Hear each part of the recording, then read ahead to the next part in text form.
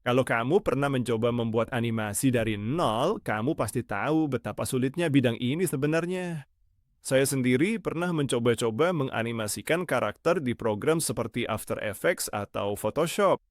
Dan ini emang bidang yang sangat sulit untuk dikuasai.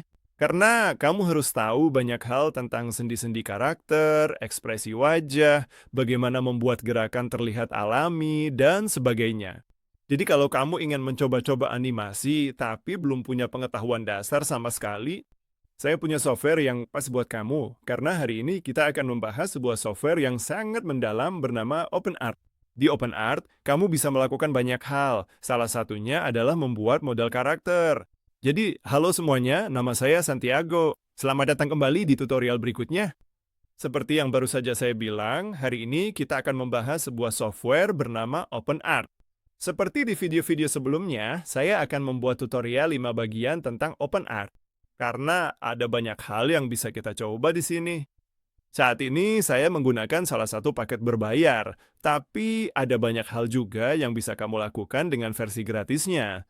Namun, kalau kamu ingin mencoba paket berbayar seperti yang saya pakai, ada beberapa link afiliasi di kotak deskripsi di bawah yang bisa kamu gunakan. Jadi, tanpa berlama-lama lagi, saya akan menghilangkan wajah saya supaya bisa menunjukkan layar saya dengan lebih jelas, dan kita akan bertemu lagi di akhir video. Jadi, yang ada di sini adalah OpenArt. Ini adalah halaman utamanya, seperti yang kamu lihat, ada banyak hal berbeda yang bisa kita lakukan dengan software ini. Ini adalah beberapa opsi paling populer yang bisa kamu gunakan dengan software ini. Kamu bisa membuat karakter blog, membuat video musik, atau membuat tutorial seperti yang sedang saya lakukan ini.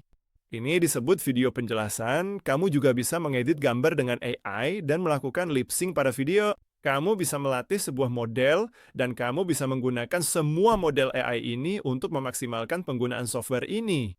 Hari ini, yang akan kita lakukan adalah melatih model karakter menggunakan berbagai gambar.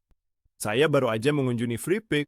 Freepik adalah sebuah situs web di mana kamu bisa mengunduh gambar-gambar gratis. Gambar-gambar itu bebas hak cipta, jadi kamu bisa menggunakannya untuk keperluan apa yang kamu mau. Dan saya mengunduh sebuah karakter yang memiliki berbagai pose berbeda. Jadi, kita akan pergi ke opsi di sebelah kiri di bawah ini, Edit Image yang bertuliskan Characters, dan di sini kita punya beberapa pilihan. Kita bisa membuat karakter kita menggunakan lebih dari 4 gambar. Kita bisa mulai hanya dengan satu gambar, atau kita bisa mendeskripsikan karakter kita, dan softwarenya bisa membuatkan karakter tersebut untuk kita. Selain itu, kamu juga bisa memilih dari perpustakaan karakter. Kita punya karakter-karakter ini di sini. Kita juga punya beberapa template di bagian bawah. Saya akan mengunggah gambar-gambar karakter saya. Mari kita beri nama saja karakternya karakter 1 dan kita bisa klik buat karakter. Ini akan menggunakan 1000 dari 12.000 kredit yang tersedia. Jadi mari kita tunggu dan lihat apa yang dilakukan software dengan gambar-gambar yang sudah kita unggah. Jadi OpenArt baru aja membuat karakter kita. Kalau kita klik di sini pada buat, kita akan dibawa ke layar lain di mana ada banyak pilihan berbeda yang bisa kita coba-coba. Kita bisa misalnya ngubah pose karakter kita. Kita bisa mengubah ukuran gambar, rasio aspek, misalnya kita bisa membuatnya persegi, landscape, sinema, potret, dan sebagainya. Saya akan memilih potret, kita punya laki-laki sebagai dasar, dan pose yang dipilih adalah tangan sedikit terbuka. Kita akan memperbarui pose, kita bisa mengubah prompt yang akan kita gunakan dengan AI untuk karakter kita. Jadi misalnya kalau kita tulis karakter 1 sedang bermain gitar, dan kita klik buat, perangkat lunak ini akan membutuhkan beberapa detik untuk membuat gambar kita menggunakan karakter yang sudah kita buat. Dengan gambar-gambar yang sudah kita unggah dan hasilnya akan ada 2 gambar karena itu adalah pengaturan yang sudah kita terapkan di sini. Jumlah gambar 2. Ini adalah gambar pertama menggunakan karakter yang udah kita unggah dan ini adalah karakter kedua. Seperti yang kamu lihat, ini menggabungkan prompt yang kita tulis dengan pose yang kita pilih untuk karakter tersebut.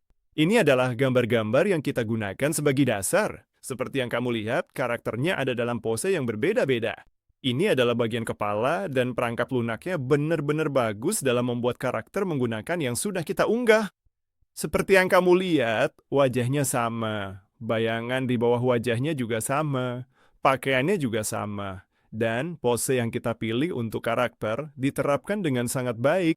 Sekarang, misalkan kita ingin mengubah ekspresi wajah. Misalnya karakter kita menunjukkan wajah sedih. Dan mari kita klik buat dan lihat gambar lain apa yang dihasilkan oleh perangkat lunak ini. Seperti yang kamu lihat, udah dimodifikasi. Misalnya, alis pada karakter kita tidak menunjukkan ekspresi yang sama, tapi malah menunjukkan karakter yang terlihat sedikit lebih khawatir dan sedih. Kita jelas bisa mengubah pose sesuka kita, begitu juga dengan rasio aspeknya. Sekali lagi, misalkan kita ingin mengubah pose ke yang ini di sini. Siku di atas kaki, condong ke kiri.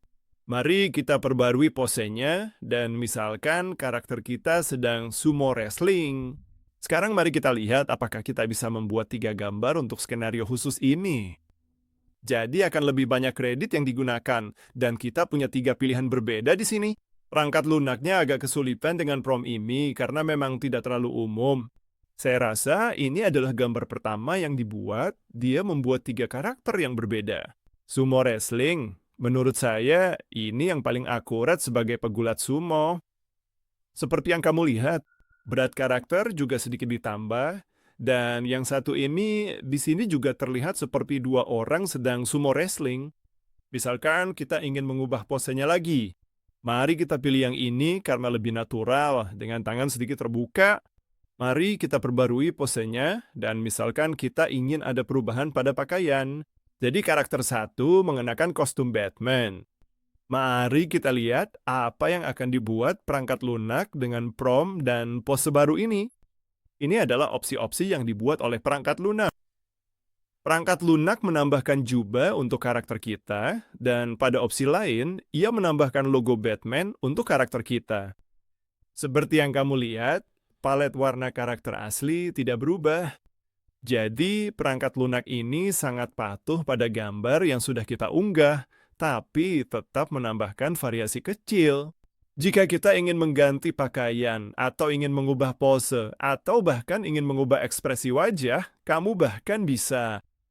Gambarlah sebuah karakter di selembar kertas, ambil beberapa foto karakter itu, lalu unggah ke perangkat lunak. Jika kamu ingin membuatnya, mengubah pose, mengganti pakaian, atau mengubah aksi yang dilakukan karakter tersebut.